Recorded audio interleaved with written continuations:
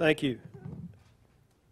To provide an update on our activities over the last 24 hours or so, I'll start with where we ended last night. So we began the top kill procedure at about 1 o'clock in the afternoon yesterday, and we pumped an extensive amount of drilling mud, and followed by some monitoring of the well. We reinitiated a second round of pumping of drilling mud late yesterday evening and continued that to just before midnight when we stopped pumping operations.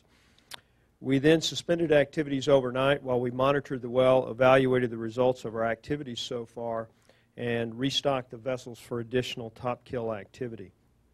So over the last 16 hours or so, we've been assessing the first results from the first portion of our top kill efforts.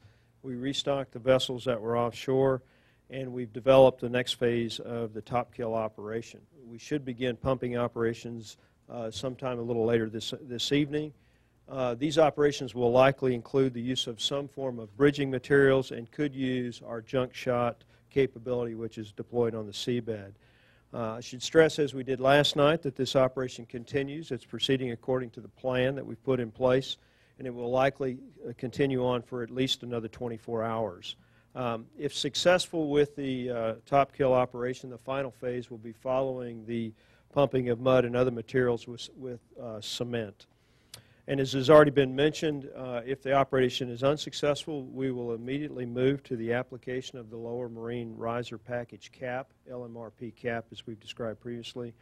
And we also continue to work another option to close in the flow, which is the blowout preventer on top of blowout preventer just previously mentioned. Our other activities continue, and as Admiral Landry's already discussed, we continue to make very good progress offshore. Partly due to exceptional weather that continues and has been good for more than a week now. We've also had the incident with the 7 individuals the Admiral's mentioned. I should just stress, though, that not only do we have the required training and personal protective equipment that's required for this job, we also do extensive monitoring for what are called VOCs, or volatile organic compounds, in other words, the gases which come from the oil. And to date, that sampling activity, which is both done onshore and on these vessels of opportunity, has yet to show any volatile organics appearing. But the investigation the Admiral described is ongoing. We want to determine the cause of these symptoms and actually make sure we respond to them accordingly. Our other activity offshore was successful yesterday. We had 7 burns. We also skimmed just short of 8,000 barrels of oily water, but these numbers continue to be relatively low compared to previous numbers due to the fact that the volume of oil on the surface is much lower than it has been in the past. We've also made changes, as I think we referred to last night, to our operating structure to improve our response to oil coming ashore. We've broken our operating division out of Homa into 3 units to increase their effectiveness. We brought in additional staff, that's both BP and the Coast Guard, to provide additional field leadership. And as the Admiral's already mentioned, just in the last 24 hours or so, we moved an additional 100,000 feet of boom to the state of Louisiana. So with that, I'll be happy to stop and we'll take your questions.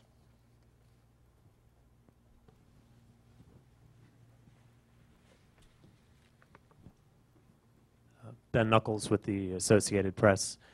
You said you've stopped pumping the mud for the past 16 hours. Was that part of the plan originally, or is that a sign that something went wrong, or is something unanticipated happened? No, nothing's actually gone wrong or unanticipated. When we do this operation, which is sometimes referred to as a dynamic kill, so if I describe it again, it's basically injecting drilling mud or heavy fluids at very high rate to overcome the flow.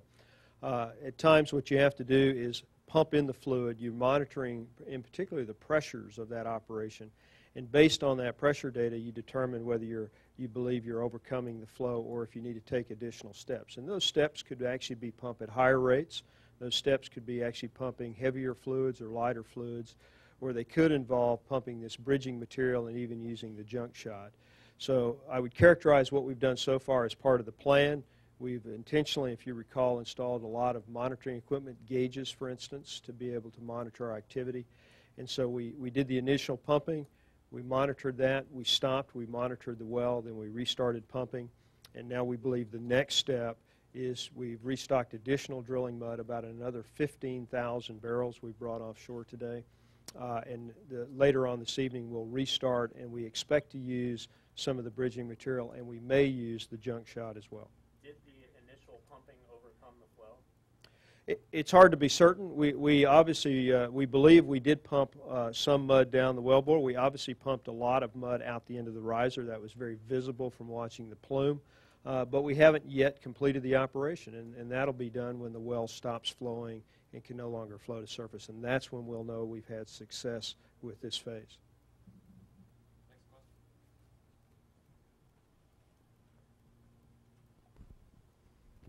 Hi, so are you, Zunaira Zaki, ABC News. Are you, now that we're 24 hours into it, do you feel optimistic about the process? Or, I mean, I know it's going according to plan, but you know, we're 24 hours into it, so how do you feel about it so far? Well, we've clearly been at this for quite some time now, and I think as myself and everyone who's been involved in this, it's quite a roller coaster. Every time we start a new operation, we obviously believe it could be successful. We obviously want it to be successful. But we actually understand where we stand today, which is the well continues to flow. I would actually say I believe this can work. The analysis would suggest it will work, but until we've completed the job and until the well is no longer flowing, it's difficult to be optimistic or pessimistic. I really think the right approach here is to say that we've got to execute the plan, finish the operation, and see what the results are. And then I'd stress, if it isn't successful, we already have the equipment staged. It's on the seabed and ready to go for the next phase. And just one follow-up, how much of BP's resources have been spent on this so far? As of this morning, we were around $850 million. That includes the money that BP spent and the money the federal government spent, which I think is, as a responsible party here, will be reimbursing. But I think the total is right at around $850 million so far.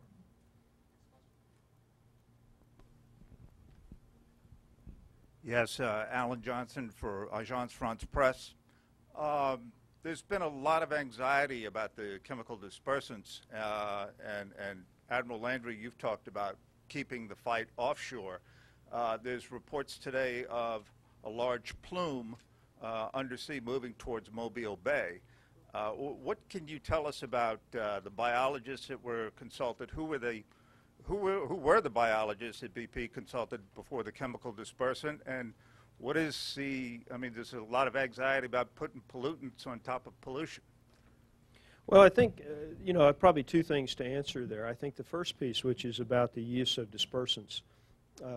You know, the Corexit product is one that's on the EPA approved list, and there's been extensive study of that product by many groups, and the EPA included. So the product we're using with approval by the Federal On-Scene Coordinator and the EPA and others has been this Corexit product. I think that everyone should recognize we've only done that with approval by the appropriate government parties. We have not, I want to stress this, we have not ignored in any way the things we've been directed to do. I think that we need to make sure that's very clear. The product works. Dispersion is working. Clearly there's concern. We've been asked to do 3 additional things with dispersants. Number one is continue to look for alternatives. I just reviewed that again today with the team, and we're very close. There's an additional 11 products we're looking at, and we're working through that, and hopefully in the next 48 hours or so we'll get that to conclusion.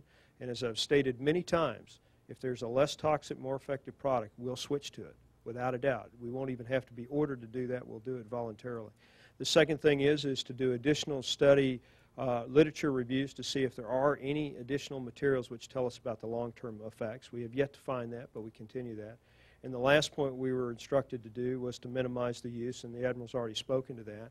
The volumes are down considerably, and a lot of that is due to the fact that not only our dispersant use, but burning and skimming in particular have been very effective at reducing the amount of oil on the surface. Therefore, we don't need to use as much as either. So we're going to follow those 3 things that we've been directed to do, and we will do those 3 things.